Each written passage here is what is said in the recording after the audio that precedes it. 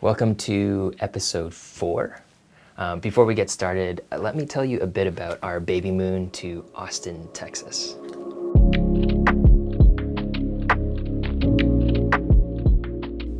This city means a lot to us. It's where my wife and I met and where we got married. The food is always one of the highlights when we visit, and on this trip, I want to dine at one of my favorites, and that's Odd Duck.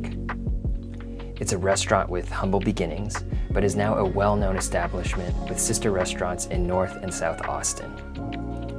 Now, walking into the restaurant, you get an immediate sense of their personality, whether it's the jars of fermenting flavors, the variations of chairs, plates, and lighting, to the focus on who they are, the local purveyors they proudly showcase above the kitchen, and the amazing food they're able to create with those ingredients.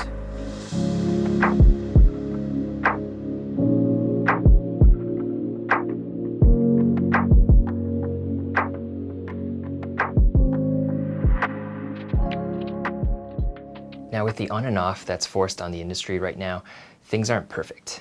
We did run into an issue with one of the dishes. Now, what happened next was a masterclass on customer service. So one of the bussers, the people that collect the finished plates, was passing and just asked how we were doing. We communicated the issue, and she immediately took the dish back to the kitchen. And within probably what felt like 5 minutes, the issue was communicated across the restaurant, from the kitchen staff, our main server, and up to the manager. So Justin, the manager, came to our table, and this is how he communicated. He acknowledged the issue. Hey, I know one of the dishes didn't come out right, and he reiterated what we actually shared with the busser. Then he empathized with our situation. Talked about how being pregnant must have exacerbated the issue. He told us in detail what they were doing to make sure it didn't happen again, from the cooking process to the additional supervision. And finally, he laid out what they could do to try to make it right for us. So they turned a situation that could have soured the evening into a situation where we walked away even bigger fans of the restaurant. I enjoyed the experience so much, I picked up their almanac. I was able to have a quiet afternoon the next day, and I read it on the hotel terrace. And these are moments I know I won't have much once the baby comes. Now, the stories and point of view that they shared in that book became even more inspiration for me and what I'm trying to do with Project Violet. One of my favorite parts of their story is that they started out as a food truck, and it's how they got their name. I won't give away the story and all the fun surprises in the book, but here's a quote that summarizes everything I love about this restaurant and what inspired me this past week. People often ask what we're all about. What's our story? I sum it up like this. We have a straightforward concept and philosophy focused on creating menus with what we can find in and around Austin and Texas.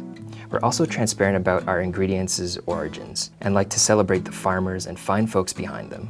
But the bigger picture is not about Mark or me or Dylan or Jason. It's about the representation of a particular place at a specific time and the talented people making it happen. This idea of a restaurant starting from a food truck is such a great story. You have this dream to have a restaurant, but with limited resources, you find a kind of scrappy way just to get your ideas and your point of view into the world. What also resonated with me was this commitment to source local ingredients and having the restaurant reflect the time and place of their home and surrounding environment. So with that inspiration, here's how I'm thinking about product development and the services of Project Violet and how it's going to grow and expand in 3 phases. Phase 1 will be our tutorials and toolkits. This is essentially the food truck. This is where I can experiment a bit and where you can get a taste of our ideas and services. It's going to be a limited menu, but it gives you an idea of what we're all about. I'll be using a service called Podia to host my tutorials and toolkits, and YouTube will be where you can get a sample. I don't have much on the menu right now, but the goal is to have something for each of these capabilities within this People Ops framework that we're starting with. Fast approaching is phase 2, the consulting services. This will be helping our clients with people strategy, people operations, and people technology. This will also be how Project Violet will really start building its reputation in Houston. In the plan I shared in episode 2, you can see that phase 1 has already kicked off, and phase 2 will start with my first consulting client, hopefully starting in the next few months. Finally, the last phase that will come later is the Academy.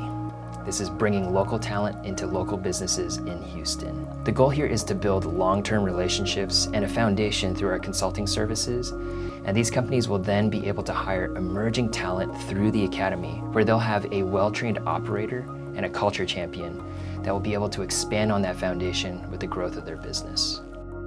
Sourcing talent from your hometown is really not an emphasis anymore. With the capabilities we have with technology and remote work, it's super easy to source talent across time zones, really across the globe. But pulling from the culinary world, this idea of localized farm-to-table commitment, it's really resonated with me. So my strategy with the consulting services and the Academy is to focus on locally grown talent sourced into local businesses and startups here in Houston. It's against the grain a bit with how the market is trending, but I wanted to build a business in Houston for Houston, and that's going to be my focus. Circling back to the tutorials and toolkits, you'll be able to sample the content here on YouTube. We have a section for people operations, I'll have a section for people technology soon, and we have our emerging professionals toolkit, where you'll be able to see how this can be the beginning of what the Academy will start building on. In the next episode, I'll talk about sales. It's something I've started preparing for and have been eyeing on the plan for some time, since I'm very introverted, and I know this will take a lot out of me, but it's necessary. Anyway, thanks for watching, and I will see you on the next one.